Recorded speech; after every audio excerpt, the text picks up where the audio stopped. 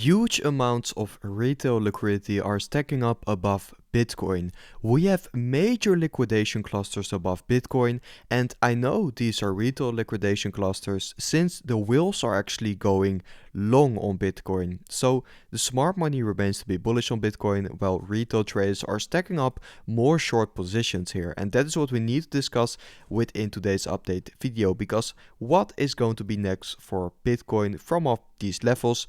We will discuss this, but also a lot more, like all of the most important Bitcoin charts and price data. I will give a big update on the upcoming events of this week and the latest news hitting the markets here. I will give a big update on my trading positions and much more in today's update video. So from there, guys, make sure to first of all subscribe to the channel and watch and like my latest YouTube videos, and then we can dive into the most important content. Since major amounts of short liquidity are stacking up above Bitcoin, so traders are still going heavily short on Bitcoin during this somewhat of a relief bounce back to the top side. And looking into both the on-chain data but also the price data of the Bitfinex longs here, we can see that most of the short liquidity is actually not placed by the smart money, because the smart money is going long on Bitcoin at the current moment, because the Bitcoin whale versus retail delta is now in the biggest positive momentum we have seen this entire bull market.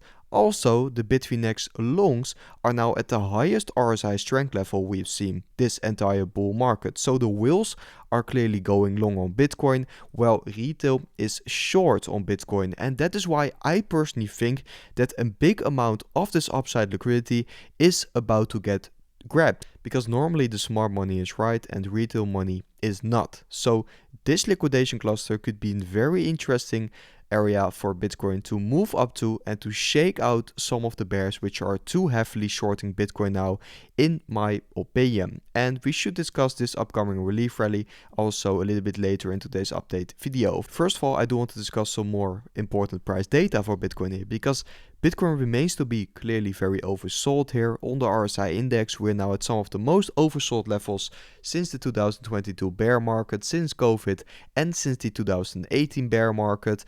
On this RSI chart, we can also see it. We've only been this oversold on the RSI for Bitcoin 5 times before in Bitcoin's entire history. So this clearly shows you that now we have already quite a good opportunity to start accumulating Bitcoin. But personally I think we could drop a little bit lower ever so slightly, also after seeing somewhat of a relief rally, because if we look at the midterm years, and that is the year we are going to enter in 2026 after the post-halving year, that is usually the bear market year according to the 4-year cycle. So now 2026, here we can see it in 2014, a little bit later in the year, and also here in 2022 we saw in the midterm years a major drawdown actually for Bitcoin still, where we saw a longer period of these oversold levels on the RSI. So that Bitcoin is hitting these levels now is quite insane so quickly, but it does not necessarily mean that Bitcoin has to move up high from here and the RSI index has to be bouncing back, because during a bear market we do see longer periods of oversoldness basically for Bitcoin. We could see somewhat of a small bounce back during, for example, a relief rally for Bitcoin, which I will discuss here. But from there, I think looking at all of the most important Bitcoin data, we are in somewhat of a bear market now. So that is something we should keep in mind, but most definitely very interesting data, and it's clear that Bitcoin is getting quite oversold at the current moment. Bitcoin is now bouncing from this 4-year trend line, which is a very interesting level, and this seems to be the place where a relief rally might be getting started, because we are seeing quite a big wick back to the top side and now some positive momentum again for Bitcoin. And yesterday we did almost hit that 90k level, so the relief rally is already on its way, because we did move 9k from off the 80k bottom, which is of course quite insane, and this seems to be the next important support level for Bitcoin. Then looking at the Coinbase Premium Index, we can see that there is a big correlation between the US selling and the Bitcoin price movements, because every single time we see a lot of US selling, for example through the ETFs, we see that the Bitcoin is definitely moving down with those big selling moments. And now, since we are seeing a little bit of a cool off of the Coinbase Premium Index, so US entities are not selling as much Bitcoin at the current moment, at those moments we see somewhat of bounces back for Bitcoin. We have been perfectly following the Coinbase Premium Index for this entire month. So if we could see this trend continue, and if the Coinbase Premium Index could be flipping positive once again, that is going to be a very big moment for Bitcoin, I personally think, since from there we could see more momentum back to the top side. And a very important aspect of the Coinbase Premium Index is, in my opinion, the BlackRock ETF, because since their selling is also cooling down a little bit, which we have seen in the last few days after their biggest outflows ever, of course the Coinbase Premium Index moves with this back further to the top side. And I think the BlackRock ETF outflows are a major one for Bitcoin. If we can see further cooling down of this indicator, basically, I think we can be moving up ever so slightly higher for the Bitcoin price action also, because this was putting a lot of sell pressure on Bitcoin here at these record outflow days. So keep that in mind. I think this is a very important, I think these are some very important data points we have ahead of us. And if we can see this selling decrease a little bit, if we can see this cooling down a little bit more as Bitcoin is holding above the 4-year trend line and we are moving from oversold levels with smart money going all in long on Bitcoin, I think we could see somewhat of a short squeeze in this area where a lot of short liquidity is piling up. And that is going to result in a bigger relief rally back to the top side, back to the 50 weekly moving average, because we do know once Bitcoin loses the 50 weekly moving average in Q4 during the post-halving year, we usually do see quite large moves downs. Actually, we enter a bear market from off those levels.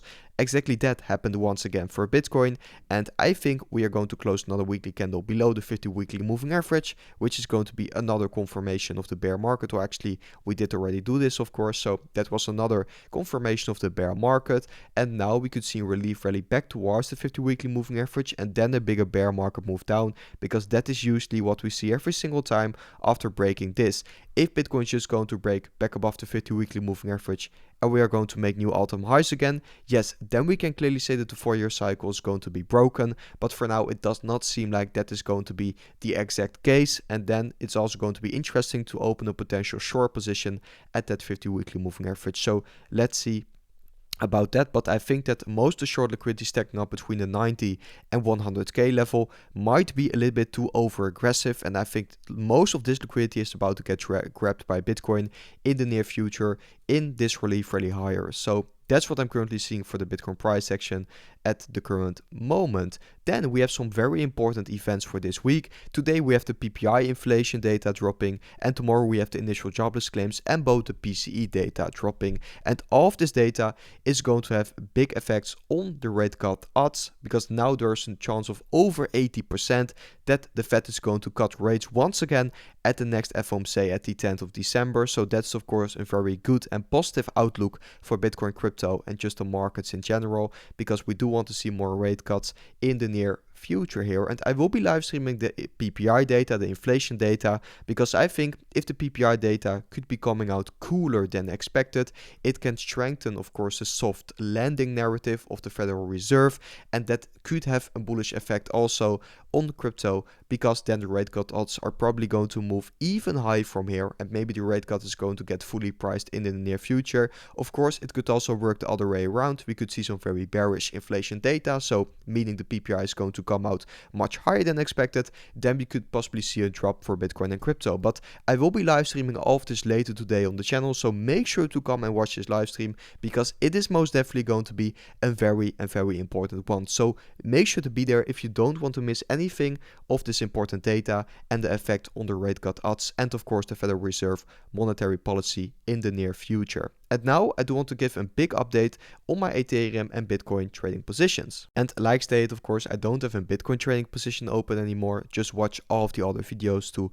learn more about exactly that. But we still have our Ethereum trading position open at the 3k average entry price. And actually at the current moment, we are moving up ever so slightly. So we are getting close to being break even on the Ethereum trade. So that's amazing. If we could see a little bit of a move high from the break even point in somewhat of a relief rally, because Ethereum is just following Bitcoin Bitcoin in this bounce higher, and I think the Bitcoin bounce could be continuing in the near future, then I will be taking some profits on my Ethereum trading position quite soon, because then I also think the risk is going to be high that indeed Bitcoin is going to get rejected from up that 50 weekly moving average like we have been talking about, and then I do want to be safe with my Ethereum trading position. But for now, I think this is still a very good level to be accumulating on, most definitely on spot, but still also for a trading position, and I will just keep you guys up to date on when I'm going to take profits on my Ethereum trading position, which is now a position size of about 23k. If you do want to join me with my Ethereum position or want to trade a lot of other different altcoin pairs here on LBank, just make sure to come over to the link in the description on this update video, because there you can now claim a 50% deposit bonus and a $100 voucher, plus a generous refund on LBank with this link in the description on this update video. And to give a little bit more detail about this campaign, you can basically claim a deposit bonus up to 2.5k and a generous refund up to 5k on your first trading position. So quite the insane bonus by LBank, and it is still available to claim with that link in the description on this update video. And you can also just be claiming it now to use it a little bit later. It's all up to you. You can claim altcoins, a lot of other different altcoin pairs. You can trade a lot on the exchange here, so make sure to come and check it out if you're getting interested in that. Of course, in no way financial advice. You should be looking for yourself where you do want to be trading on, but I do definitely think that this is going to be an interesting moment to make long positions, for example on Ethereum, because you do want to be longing when the market is in fear and when the moments that we are at support instead of resistance, and you don't want to be longing in the euphoria move higher. No, you want to be longing at the bottom. So I think that's why it's going to be an amazing opportunity at the current moment. So just make sure to check it out for yourself. And if you do want more updates on all of my trades, more real-time updates, make sure to come over to the VIP Telegram channel also. You can find that link under this bonus from LBank here in the description on this update video. Make sure to come and check it out, because here I can be real-time updating about my trading positions and much more I'm seeing in the markets, much faster than I can be doing so, for example, on YouTube and on X, because it's much easier, of course, to send a quick message here in the channel. So make sure to also come over here, not only me, but also Crypto Rover and 5 other professional traders in this group. So very nice, and come to check it out. Now I do want to discuss a little bit of ETH and altcoins before ending today's update video. And ETH is still looking the same like it did yesterday. Basically, I think for ETH is going to be very important what Bitcoin is going to be doing next, and it's not necessarily very important to do a lot of analysis on ETH itself. But what we are clearly seeing on somewhat of the bigger perspective is that we are still trading below the 50 weekly moving average. Still a lot of bearish momentum here. If we can be reclaim the 50 weekly moving average and moving towards the bull market support band, I think from there it does get more interesting again for ETH. But for this to happen, we need to see Bitcoin continuing its move to the downside, then Ethereum is going to follow, and then we can also be making a good profit on our Ethereum trading position. So that is what I currently think of ETH, and what I think of altcoins is also very clear. I think for altcoins, the QT ending announcement on the 1st of December is going to be a big one, because we do know that QT is indeed going to end at the 1st of December, and then the big question is going to be, when is QE going to get started? Because looking at the others, so the smallest altcoins priced in Bitcoin compared with Bitcoin, we can clearly see that usually we do see very weak performance during a period of QT. We saw it here when we topped out when QT started, and then we saw only bleeding for others versus Bitcoin pairs. We have seen the same also, of course, this entire bear market since 2022. We have seen a period of QT getting started after QE getting ignited in 2019 here, and in this entire period of QT, we've only seen altcoins bleeding further to the downside. And then I hear the argument a lot that we have indeed seen a major altcoin season here without any QE. I think here in 2017 this was possible because we had a lot less altcoins. Now we have millions of altcoins, and of course not all of them are going to pump. I understand that, but I think we have more altcoins. There's more liquidity needed to basically ignite a true altcoin season, and you can clearly see this also on the chart, where we do see some very small periods of outperformance for altcoins, but we never do see like a lengthened period and a much more aggressive period, since I think we don't have enough liquidity available.